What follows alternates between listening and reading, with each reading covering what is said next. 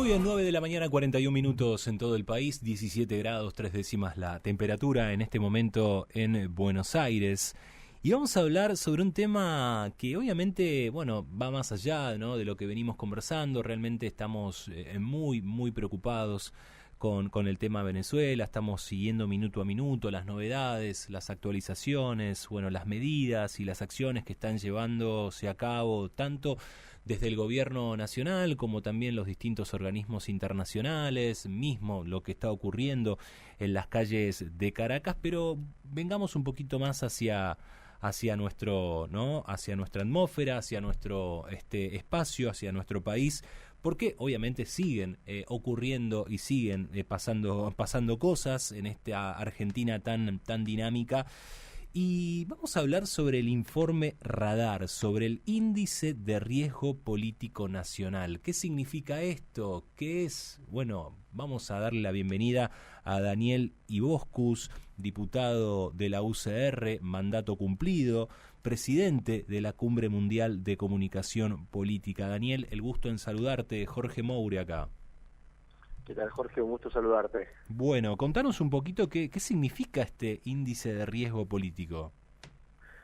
Bueno, nosotros al final, con un grupo de investigadores, al final de las elecciones del año pasado, decíamos y veíamos hacia adelante cuáles eran los desafíos que iban frente a la Argentina, el nuevo gobierno y sobre todo las expectativas de la sociedad.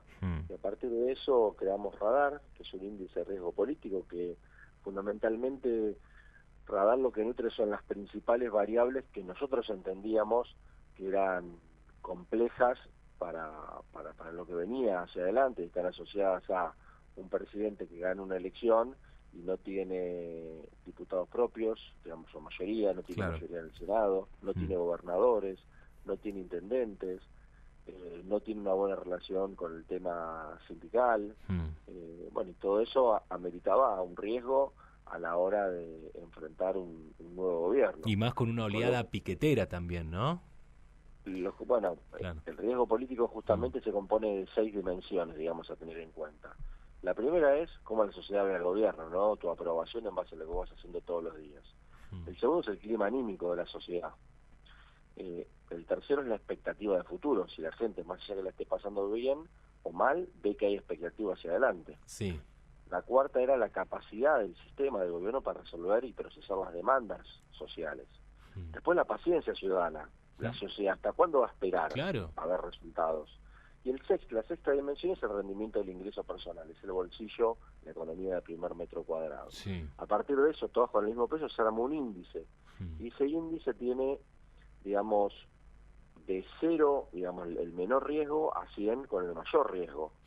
Entonces, ahí planteábamos, ¿no? De 0 a 25 es una política despejada, un gobierno que transita tranquilo con la sociedad acompañándolo. De 25 a 50 son nubarrones políticos, ya puede haber problemas, hay que estar atentos. Turbulencia, bueno, sí. Sí, ya de 50 a 75 es tormenta política, ya se larga una tormenta política de graves problemas, y entre 75 y 100 es una catástrofe política. Tsunami, sí. Entonces, a partir de eso, con distintos tipos de preguntas y cruces, nosotros vamos definiendo la sociedad en términos de ese nivel de riesgo. Y bueno, se van dando índices, lo real y concreto, para ponerles un ejemplo a ustedes, ¿no?, de cómo uno mide el riesgo. Vamos a ver, por ejemplo, el miedo que había en enero, ni bien asumía el presidente Milei, con respecto a una corrida cambiaria, ¿no? Claro. Recuerden que en esa escena hablamos de hiperinflación y una debilidad hacia la hiperinflación muy importante, o sea que el 67% de los argentinos veían riesgo. Sí, y los pochoclos de Pepe Albistur, ¿no? ¿Cómo? Digo, y los pochoclos de Pepe Albistur también. Correcto, sí, eso digamos más para la jerga política. Sí. Nosotros lo que tratamos de ver es gente y opinión pública, pero digamos, en enero empezábamos con 67 a 19, un riesgo altísimo. Bueno, hoy, 7 meses después, hay 47 a 39, ¿no? Entonces el riesgo cae y el no riesgo sube un montón. En el caso de estallido social, era 64 el riesgo y hoy estamos en 43. Los saqueos, había una creencia de 58%, bajó a 40%. Sí. La hiperinflación, de 70 a 40. Entonces, un juicio político al presidente de 55 que se dudaba en su comienzo de si lo iban a querer sacar o no sacar, a 30 el día de hoy. Entonces todo eso va dando una consistencia que define que aún el ajuste, aún los problemas que ha tenido la Argentina, Javier Milei ha consolidado algunas variables importantes en estos 7 meses que le permiten tener continuidad y solvencia en su gobierno, tal vez asociados mucho más a la baja de la inflación que a algún otro resultado, pero que va en un camino que las dos debilidades más grandes, que es política y economía, este mes de julio, que son los datos reveladores. En primer lugar, yo creo que lo del Pacto de Mayo, sumado a la Ley Bases, le da un primer triunfo político y de diálogo político en estos 7 meses. Y el segundo tema, en economía, la baja de la inflación, y que cuando hablamos de la Argentina, recordemos que siempre estamos en una Argentina en grieta, dividida en dos. El 54-55% que acompañó en la segunda vuelta a Javier Milei, ve y siente que hay expectativa de futuro, que empieza a ver que hay un poquitito de luz al final del túnel, que la ayuda de la inflación bajó, que esta escena más de tranquilidad colabora para eso. Obviamente la otra mitad de la Argentina lo ve con un sistema crítico, digamos, muy importante, ¿no? Claro, no, porque tenés, viste, sectores, qué sé yo, de la construcción que te dicen la paralización de la obra pública, viste, CAME diciendo la caída en las ventas, tenés como, ¿no? Como la otra mirada, o por lo menos los otros sectores que están realmente muy preocupados, ¿no? A partir de estas acciones que está llevando adelante esta administración. Pero digo, a ver, a partir de estos números, digamos que el hecho de haber de alguna manera contenido y bajado la inflación, eso y a esto se le suma también la atomización que ha tenido los partidos políticos tradicionales, ¿han ayudado mucho a este gobierno a poder avanzar a paso firme? Sí, digamos que la inflación, recordemos, vayamos a la escena de donde parte el gobierno de Javier Milei, ¿no? Y la escena en noviembre y diciembre era una Argentina que volaba por el aire, donde el 80% de los argentinos ya su principal preocupación es la inflación. Sí. Lo cierto es que en 7 meses la principal preocupación de los argentinos dejó de ser la principal preocupación. Ahora después hay un montón de otras variables, que si no hay reactivación económica, si la economía de kilómetro cuadrado no mejora, obviamente tarde o temprano eso genera un problema. Pero hoy, digamos que el 55% que acompaña al gobierno le tiene paciencia, ¿no? Le tiene paciencia. No quiere ver un cambio mañana mismo porque sabe que eso es imposible. Esa paciencia, realmente, bueno, por lo menos hasta ahora sigue estando, ¿no? Esa paciencia que por lo menos le manifestó el gobierno al campo hace unos días, ¿no? Con el discurso del presidente en la exposición rural. Bueno, esa paciencia que por lo menos ustedes pueden, ¿no? Palpar a partir de este relevamiento. Pero sabemos que estamos atravesando ya este segundo semestre, donde siempre, ¿no? En esta Argentina el segundo semestre son meses más críticos, no asomando un poquito más la cabeza a diciembre, cuando, bueno, obviamente sabemos lo que significa el mes de diciembre. ¿Qué perspectivas tienen, no? Por lo menos en esta segunda parte del año. Bueno, la verdad que hoy la Argentina, que cuando habla de opinión pública, mide fotos, ¿no? Son momentos. Y la foto que vas construyendo una película a partir de 7 meses con 7 mediciones marca que hay no solamente una estabilidad en términos de la escena electoral, sino también en términos de expectativas, ¿no? Y de la situación del país. No hay grandes cambios, al menos en la opinión pública, pero la sociedad está alerta. Lo que es importante es que acá, según, por ejemplo, en un programa de radio como el de ustedes, según a quien entrevisten, digamos, va a depender los lentes de la Argentina. Nosotros vemos muy claros que hay dos grandes lentes en la Argentina. A ver. El lente del 54% que votó a Milei y el lente del 46% que votó a Massa. ¿Por qué digo esto? A ver. Porque según desde qué lente se mire, son dos Argentinas distintas. Es más, parecería que una podría ser la Argentina de hoy y otro podría ser África, ¿no? Cualquier país africano. ¿En qué sentido digo? Que es todo un desastre, que está todo mal, que no tenemos destino, el pesimismo al extremo. Y el otro es un optimismo tal vez exagerado también, o por ahí más de expectativa de que quisieras de que termine yendo bien. Entonces, es muy importante entender cuando hablamos de opinión pública y de la sociedad argentina, es que hay dos grandes lentes, que hay dos Argentinas, y que hoy la grieta es mucho, pero mucho más fuerte que en el inicio de la grieta en Argentina, cuando podríamos hablar de la polarización, por ejemplo, entre el kirchnerismo y el PRO, o entre Macri y Cristina.